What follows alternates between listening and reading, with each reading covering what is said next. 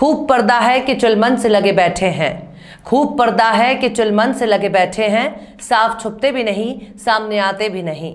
सलाम, नमस्ते, सत श्री अकाल। मैं हूं आपके साथ हर्षिता मिश्रा और आप देख रहे हैं टाइम्स मेल। नकाब एक ऐसे पोशाक का नाम है जिसे पहनने के बाद अपनी पहचान बहुत ही आसानी से छुपाई जा सकती है। खासकर दूसरे की बुरी नजर से बचने में बहुत कारगर है ये नकाब। लेकिन जब नकाब किसी शातिर शख्स के हाथ लग जाए तो वो बहरूपिया हो जाता है। अपने पसंद के मुताबिक कभी भी अपने चेहरे को नकाब से ढक देता है, कभी चेहरा बदल देता है। एक ही नकाब पोश शख्स का नाम है विवेक अग्निहोत्री, जिसकी असलियत खुलने के बाद उस पर लानत मलामत का काम शुरू हो गया है।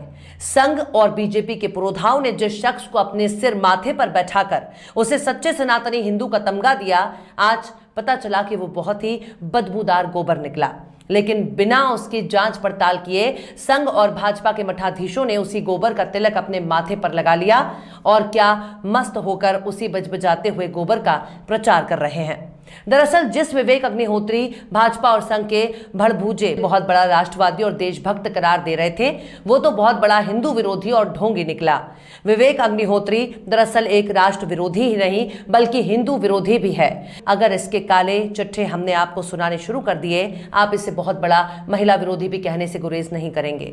एक शख्स जो हिंदू भावनाओं से खेलता हो और भावनाएं बेचकर पैसा कमाता हो, भला वो शख्स किस हिंदू हितैषी और किस दर्ज के देश प्रेमी होगा।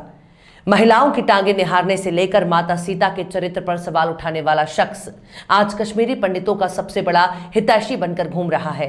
पैसों के लिए अपना ईमान बेच देने वाला शख्स खुद को बहुत बड़ा राष्ट्रवादी मान रहा है और भक्त भी बहुत जल्दी से अपना सगा पप्पा मान लेते हैं। अब इसे भक्तों की मूर्खता कहें या फिर मासूमियत। जिस किसी के हाथ में ये त्रिशूल और माथे पर तिलक देख लेते हैं, फौरन अपना जेब खाली कर उसके आशीर्वाद लेने पहुंच जाते हैं। जिस शख्स को ये लोग मुस्लिम और अल्पसंख्यक विरोधी देखते हैं, तुरंत उसे अपना जीजा मान लेते हैं, जिसका नतीजा ये होता है कि बहरूपिया शख्स भक्तों का घर खंगालने के बाद चुपचाप बोरिया बिस्तरा समेट कर दूर निकल जाते हैं और भक्त दिन रात केवल उनकी कंठी माला जपता रहता है। कुछ ऐसा हाल भक्तों के साथ विवेक अग्निहोत्री कर रहा है। आज विवेक अग्निहोत्री जिसके आधार पर खुद को कश्मीरी पंडितों का बहुत बड़ा हमदर्द बनकर घूम रहे हैं, वही अग्निहोत्री साधु संतों और ब्राह्मण समाज के बारे में पर्दे के पीछे कुछ और ही राय रखते हैं। लेकिन उसी शख्स ने एक फिल्म की वजह भाजपा के दिल की ठंडक बन गए हैं। संत समाज और हिंदुओं का अपमान करने वाले उसी शख्स को इस वक्त संतों के आंख का तारा बताया जा रहा है। विवेक अग्निहोत्री का सारा काला चिट्ठा इस वक्त सोशल मीडिया पर वायरल हो रहा है।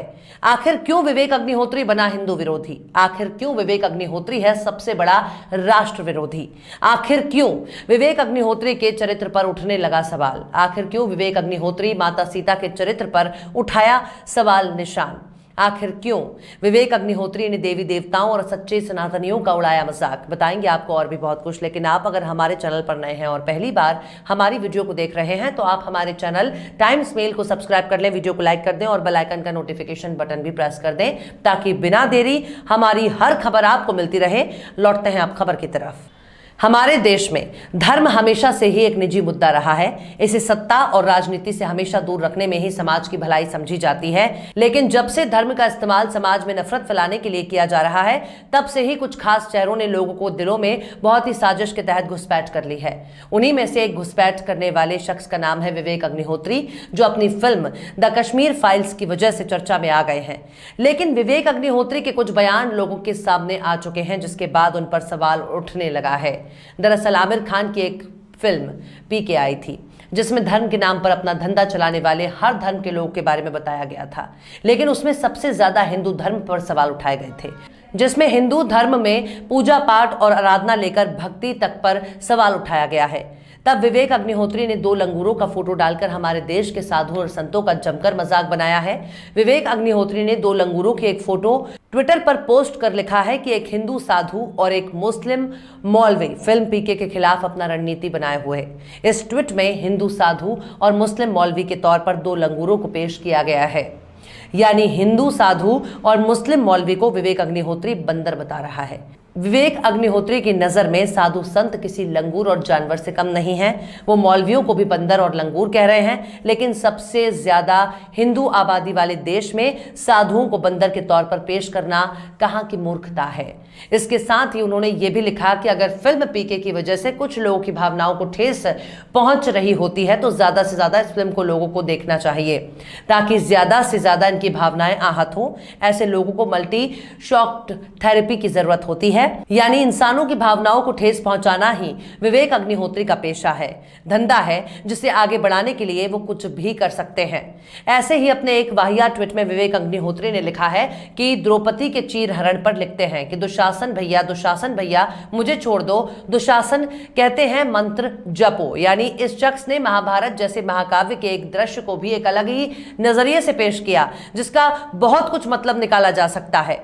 ठीक उसी तरह जब हमारे देश में नैनो कार आई, तब भी विवेक अग्निहोत्री ने अपनी वाहियात और घटिया सोच से सबको हैरान कर दिया।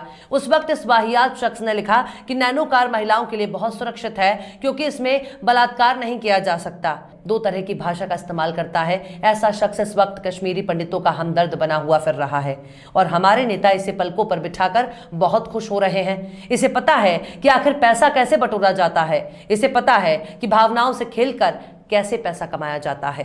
विवेक अग्निहोत्री महिलाओं का कितना सम्मान करते हैं, अगर आपको याद ना हो तो हम आपको साल 2018 में लेकर चलते हैं, जहां बॉलीवुड अभिनेत्री ने तनुश्री ने पहले तो नाना पाटेकर और फिर विवेक अग्निहोत्री पर यौन शोषण का आरोप लगाया था। उस वक्त तनुश्री दत्ता ने साफ साफ शब्दों में फिल्म निर्देशक विवेक अग्निहोत्री पर गलत बर्ताव करने का आरोप लगाया।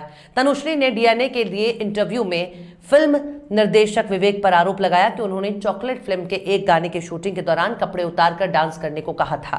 घटना का जिक्र करते हुए अभिनेत्री ने कहा कि फिल्म में मैं और इरफान खान एक गाने को शूट कर रहे थे। उसी वक्त विवेक ने इरफान के सामने क्यूज देने को कहा, हालांकि फिल्म में उस सीन की जरूरत नहीं थी। बावजूद इसके विवेक ने मुझसे कहा कि कपड़े उतार कर नाच, उसके यानी इरफान के सामने।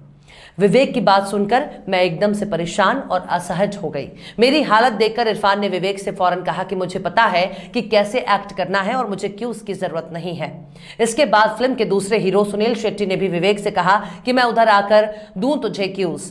तनुश्री ने इरफान और सुनील की तारीफ करते हुए कहा कि इन्हीं जैसे लोगों की वजह से मैं इस इंडस्ट्री में बनी रही। इस तरह के आरोप विवेक पर लगे हुए हैं। वो सिर्फ और सिर्फ कश्मीर फाइल्स के नाम पर सत्ता के मठाधीशों को खुश करने की कोशिश कर रहे हैं।